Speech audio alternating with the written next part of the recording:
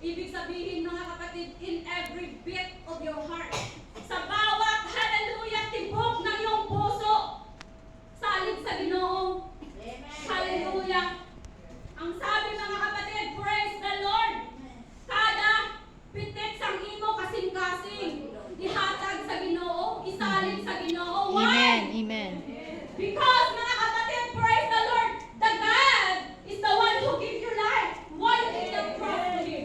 That's why we say, you need to trust with all of your heart. It's not half, but all. Pag sinabing all, is all. Amen? Palakpak sa Panginoon. Amen. Amen. Hallelujah! Kaya ang sabi mga kapatid, in all, hallelujah, thy ways acknowledge Him. It means every decision making that we make, we must be trust in the Lord. Hallelujah. Praise the Lord.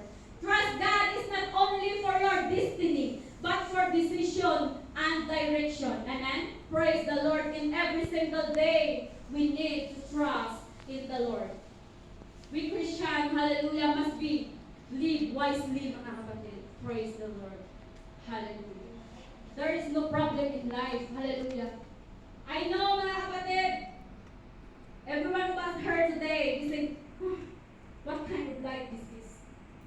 It's a lack of problem. But you know what? There is no problem in life. The problem is how you handle the life. Mhm. Kung paano mo i-handle ang yung life, mga kapatid, yung buhay, praise the Lord. But sinabi, mga kapatid, if you trust in the Lord, you don't worry, mga kapatid, praise the Lord, because you have the God who supply your needs. You have the God who protect you. You have the God who guide you. Amen. Praise the Lord. Hallelujah. Yung kingdom ng ating Panginoon, I know every one of us, we want to go in heaven.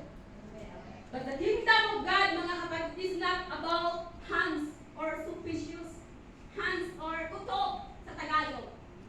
Hindi lang, mga kapatid, kutob ko, ito na yung gagana, yung mag-workout. Kutob ko, ito na yung mangyayari. But you must be, mga kapatid, sure, 100%, amen? Because the kingdom of God, mga kapatid, is a paradox. You know, alam niyo mga kapatid, kung ano yung paradox? It's like upside down. It's different from the word. Amen? Praise the Lord. Kabaliktaran. Yung mga kapatid, pag sinisip mo talaga, you will know it is right. Amen? Yes, mga kapatid. That's why, if you want to be a great, sinabi ng ating Biblia, ng Bible, mga kapatid. If you want to be a great, mga kapatid, you must be less. Sinabi ko ng Biblia yun? Praise the Lord. If you want to be strong, you need to be weak. Paano yun? Parang hindi mahirap i-explain. Balik. Gusto mo maging strong, pero kailangan maging weak ka muna. Kabaliktaran. That's the kingdom of God, mga kapatid. Why you need to be weak? Because you need to trust the Lord. That the Lord is the one who give you strength. Amen. That's why baliktad, mga kapatid. Praise the Lord. That's why God said, or the kingdom said, mga kapatid, if you want to be wise, you need to be full. Amen? Praise the Lord. That's why the kingdom of God says, or the Bible says, if you do want, or if you want, praise the Lord, to receive, you need to give. Di ba mga kapatid, if you want to receive, you need to give. Amen. Praise the Lord. Hallelujah. Palakpak sa Panginoon. It's not like this word, mga kapatid. Amen? Ang kingdom ng ating Panginoon, kabaliktaran. Hallelujah. Kung gusto mo ng buhay na walang hanggan, you need to die first. Amen? Right. You need to die daily. Yes. So that you have the everlasting life. True. Hallelujah. Palakpak sa ating Panginoon. Praise God. Parang hindi kayo mubinsigo, mga kapatid. Praise God. Praise Praise God. Scripture. Anong sinabi ng ating scripture, ng ating binasa, mga kapatid? Praise the Lord. We back in Psalms, mga kapatid,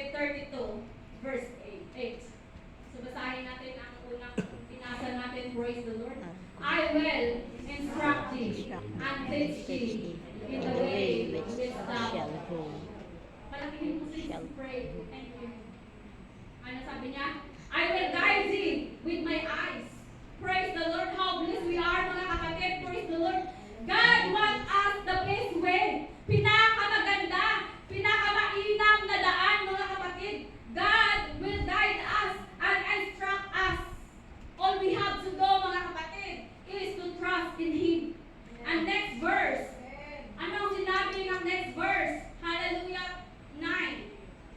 Basa, be not as the horse or as the mule, which have no understanding, whose mouth must be healed in with bit and bridle, lest that they come there unto thee.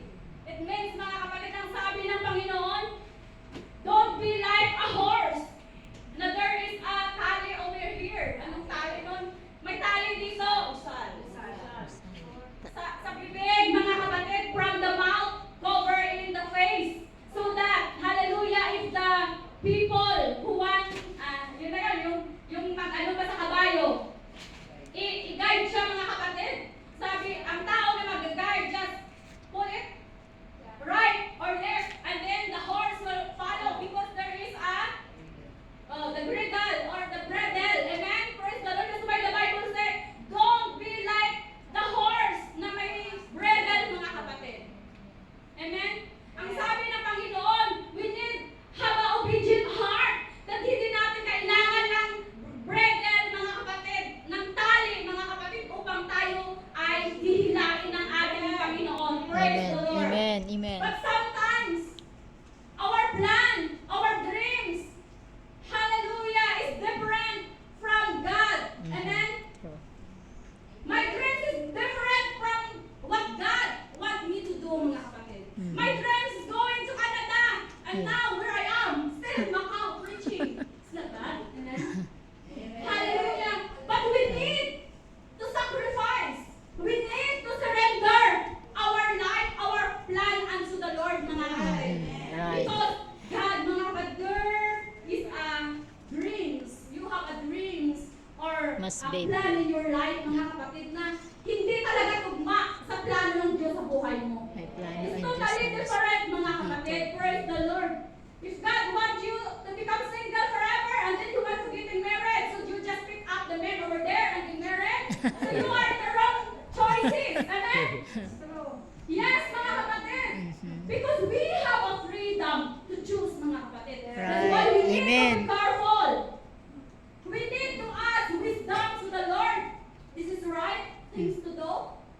Praise the Lord. Hallelujah. That's why the Bible says, mga kapatid, kapag sinabi ko, if I tell you that you do this, did you allow me or did you follow me?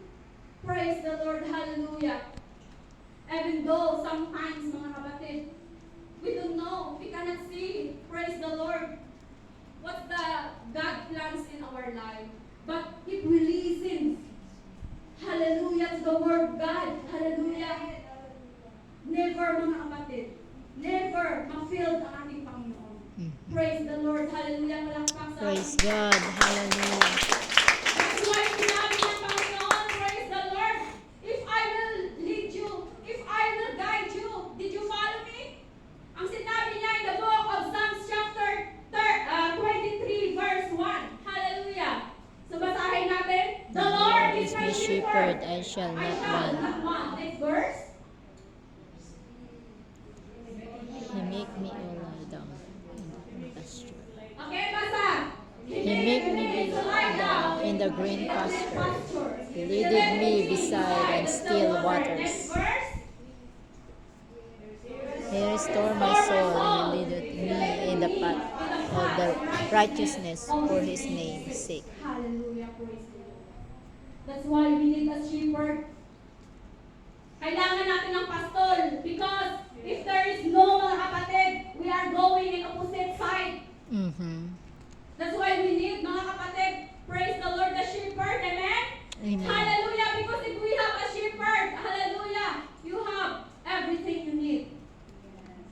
Hallelujah, not once but need, mga kapatid. At sinabi ng verse 2, mga kapatid, you have a peaceful, hallelujah, life if you follow or if you obey the Lord.